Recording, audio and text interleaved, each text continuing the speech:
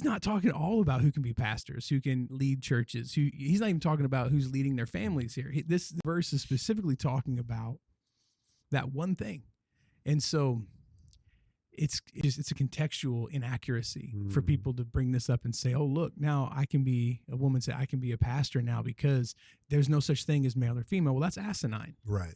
That doesn't make any sense. Like that's a crazy thing to say. There's no such thing as man or woman. No, your identity and your salvation is found in Jesus. That's what Paul's saying.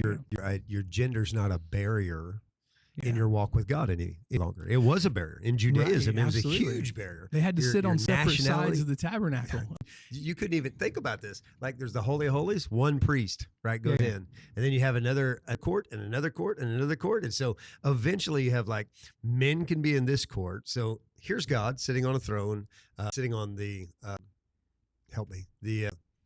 in the Holy of Holies, sitting on the altar of God, where you have Moses' staff and you have the 10 Commandments. You have literally God sitting there. You have a priest walking in, making atonement. Outside of that, you have other priests. Outside of that, you have Jewish men, certain ones. And then outside of that, you had ladies. And outside of that, you had Gentiles. Like all these different separating barriers. And like in Christ, we're all one.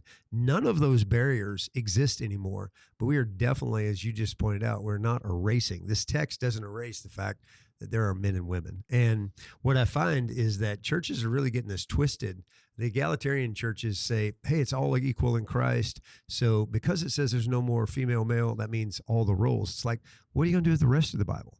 Yeah. What are you going to do with the rest of the New Testament? That's in essence what you have to ask. Start cutting this stuff out. This 6 verses or 5 verses becomes my new Bible. Like everything, it becomes the lens in which I read the rest of the Bible through. Yes, that's just that's poor theology. It's poor doctrine for sure. There was a time we went to, when was it?